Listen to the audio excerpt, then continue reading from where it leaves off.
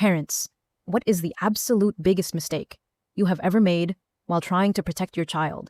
My daughter, Tessa, was always a rebel. When she turned 17, she started sneaking out at all hours of the night and hanging out with a really shady crowd. I was terrified she was throwing her life away, but every time I tried to ground her or take her keys, she would just scream in my face and storm out.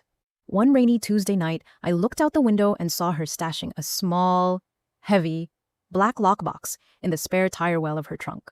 I was absolutely furious. I assumed it was drugs or stolen cash. So, after she went to sleep, I snuck out to the driveway, grabbed the heavy box, and drove down to the local bridge. Without even opening it, I hurled it into the rushing river below. I thought I was finally putting my foot down. The next morning, Tessa went out to her car, and I heard her let out a scream that I will never forget.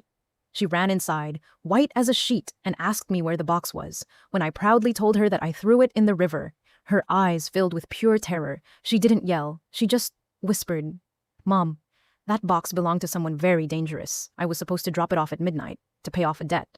Then she grabbed her coat and ran out the door. What I failed to realize was that the box contained over $30,000 in untraceable jewelry. The police found Tessa 2 days later in an abandoned warehouse on the edge of town. She was alive, but she had been brutally beaten and left for dead. To this day, she refuses to speak, and the trauma has completely changed her. I thought I was being a good mother, but my actions almost cost my daughter her life.